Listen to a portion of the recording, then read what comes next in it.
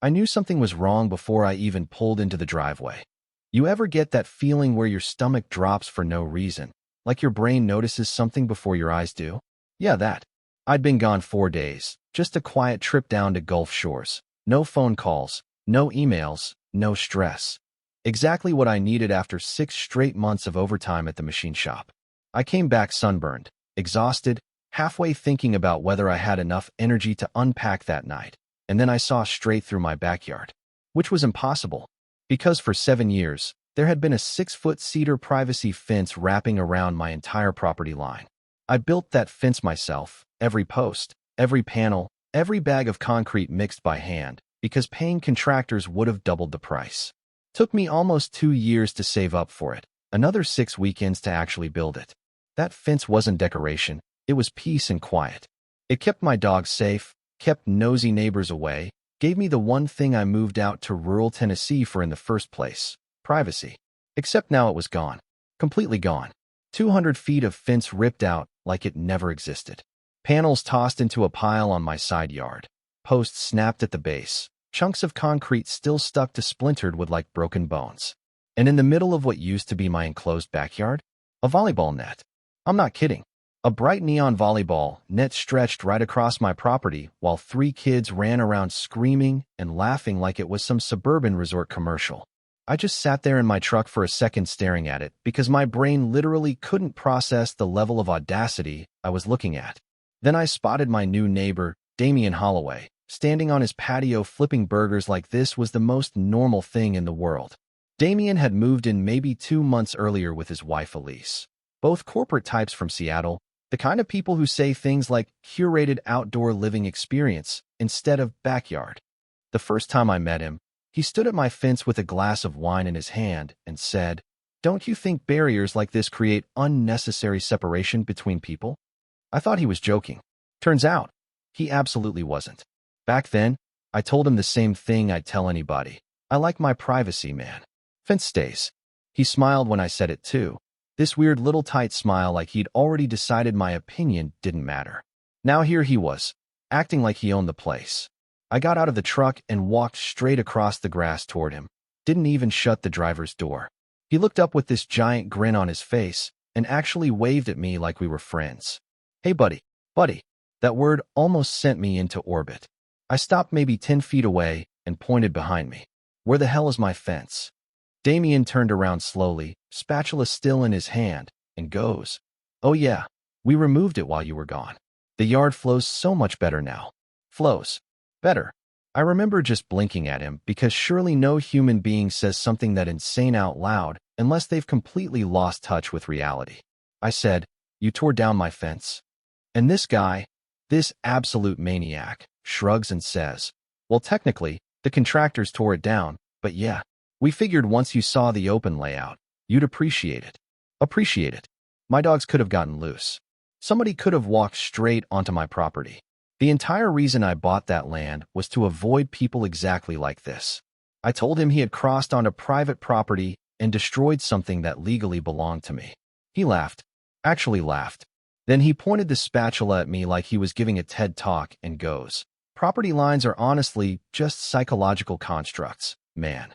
People become territorial because they're conditioned to think ownership equals identity." I swear to God, for about 3 seconds I genuinely wondered if I was having a heat stroke. Then his wife walked outside carrying lemonade and added, "The neighborhood feels so much more connected this way." Connected? Lady, you demolished my fence while I was out of town.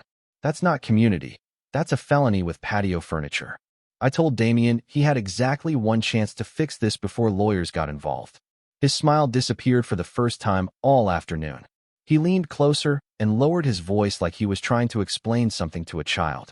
"Listen, Caleb, guys like you get too emotionally attached to objects. We already hauled most of the old fence to the dump. Cost us almost $1,500. Honestly, you should probably reimburse half." That right there, that was the moment this stopped being a neighbor dispute and turned into war. Now let me pause the story for a second because this is where people online usually split into 2 groups. Half the comments go, "There's no way somebody would actually do that," and the other half goes, "Oh, trust me, I've met people exactly like this." And honestly, the second group is right. According to standard procedure in most counties across the U.S., boundary fences are considered private property if they're built fully inside the owner's survey line and paid for by that owner, meaning your neighbor cannot legally remove it, modify it, or even enter the property to work on it without permission. Doesn't matter if they think it looks ugly. Doesn't matter if they believe in some weird utopian, shared living fantasy. The law treats that fence the same way it treats your garage or your front door. From a legal perspective, Damien didn't just make a rude decision. He potentially crossed into trespassing, destruction of property, unlawful entry, and civil damages territory all at once. And here's the part a lot of entitled people never understand. Confidence does not equal legality. Just because somebody says something calmly with a wine glass in their hand doesn't magically make them right. But psychologically, this gets even more interesting. Because this is a psychological trap wealthy, control-driven personalities fall into all the time. Damien wasn't trying to save space. He wasn't trying to improve the neighborhood. He wanted control over the environment around him. And when he realized he couldn't persuade me, he reframed my boundary as irrational so he could justify violating it. That's why people like this use language like negative energy, community flow, or shared openness. It sounds philosophical, but underneath it is the same basic mindset. I want something, therefore your objection is the problem. And trust me, HOAs are full of conflicts exactly like this. One neighbor decides their aesthetic vision matters more than somebody else's property rights, and suddenly everybody's in court arguing over fences, trees, cameras, driveways, even mailbox colors. The lesson here is simple. Boundaries only seem unnecessary to the person benefiting from crossing them. So after Damien hit me with that little, "you should reimburse us" speech, I just turned around and walked back to my house because I already knew two things. Number one, if I stayed out there another 30 seconds, I was probably going to end up on the evening news. And number two, people like Damien only understand consequences when they arrive on official letterhead. I spent the next hour taking photos of everything. Every broken post, every torn panel, tire tracks from the contractor trailer, even the scrape marks where they dragged sections of my fence across the ground like trash. My security cameras had caught part of it too. Not all of it, but enough. Enough to show workers walking onto my property while I was gone. Enough to show Damien standing there supervising with his hands in his pockets like some suburban emperor overseeing a conquest. Then I called my attorney, Rachel Mercer. Rachel's one of those terrifyingly calm people. Former prosecutor, razor sharp, never raises her voice because she doesn't have to. I emailed her the photos and security footage, and about 10 minutes later, she called me back. First thing she says is, "Please tell me you haven't touched anything yet." I said no. She goes, "Good. Because this idiot just bought himself a lawsuit." Apparently, the situation was even worse than I realized. The fence had been installed fully inside my surveyed property line, permitted correctly, taxes documented, contractor receipts saved from years earlier. Legally speaking, Damien had the same right to remove that fence as he had to remove my roof. Rachel drafted a formal demand letter that same afternoon ordering immediate restoration of the fence, compensation for damages, and written acknowledgement of trespassing. Pretty standard stuff. Most people panic when they get a letter like that. Most people realize they messed up. Damien? Oh no. Damien doubled down. 3 days later, Rachel gets a response from some overpriced law firm in downtown Nashville. 12 pages of polished nonsense, basically arguing that my fence had become aesthetic blight, affecting neighborhood cohesion. Neighborhood cohesion. Brother, we lived on 5-acre lots in the woods, not a yoga retreat. Their proposal was unbelievable too. Instead of rebuilding the fence, they offered to share landscaping costs for a decorative 3-foot hedge. 3 feet. That wouldn't even stop my Labrador from wandering into traffic. Rachel actually laughed while reading it out loud over speakerphone. Then she got very quiet and said, "Okay, now we go nuclear." She filed for emergency injunctive relief and property damages the next morning. And here's where Damien made the biggest mistake of his life. He assumed money automatically beats preparation.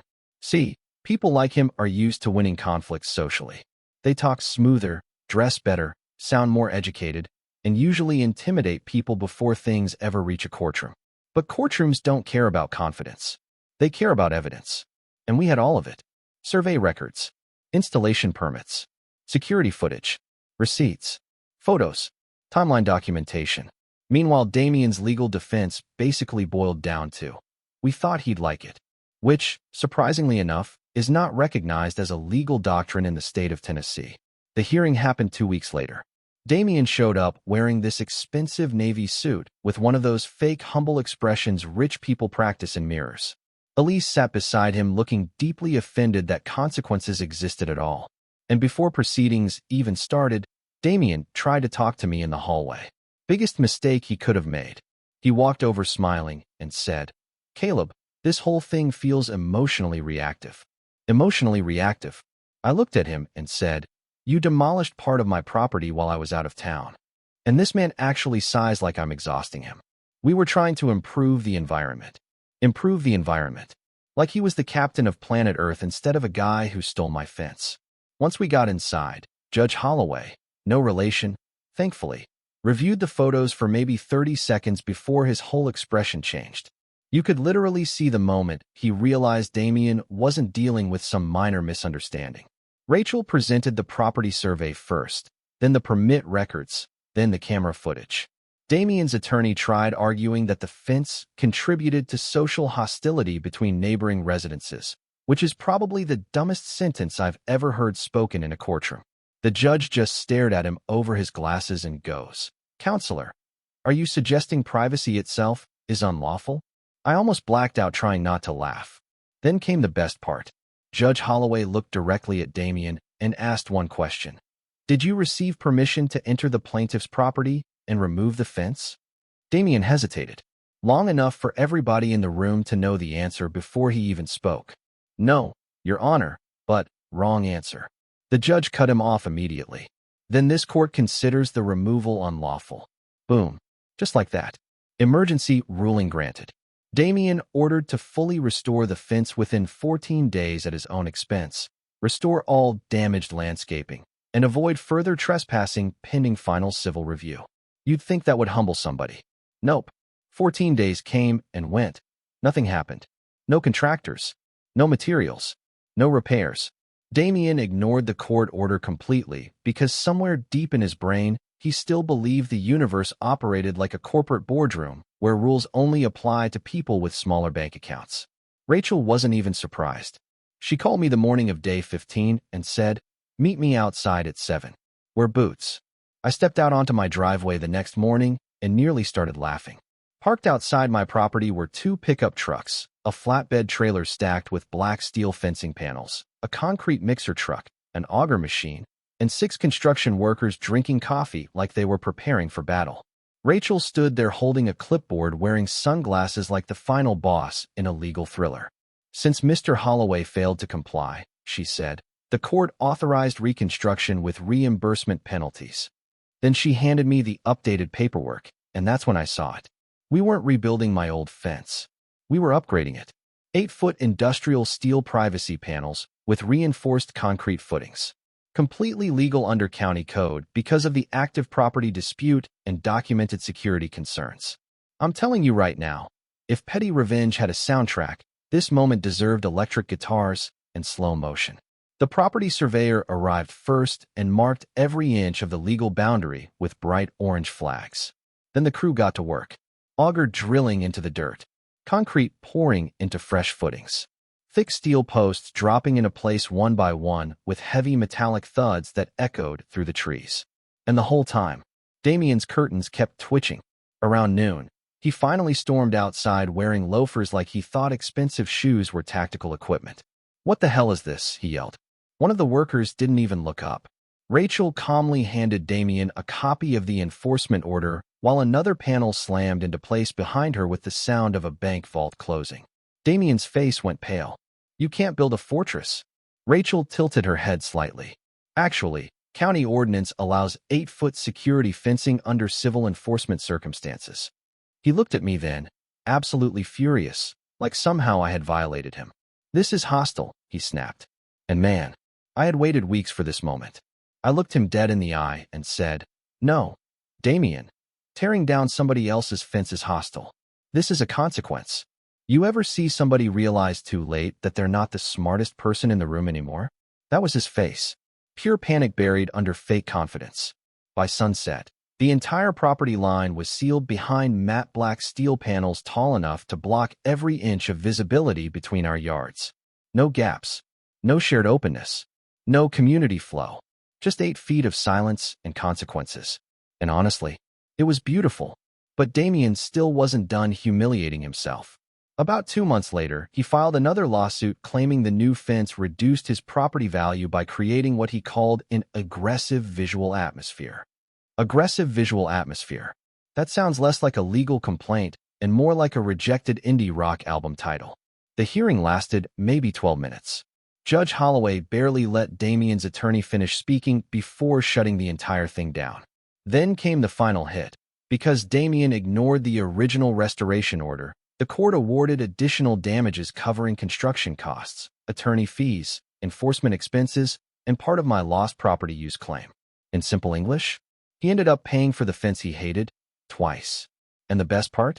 Every single morning now, Damien drinks his coffee staring directly at 8 feet of black steel he legally financed himself.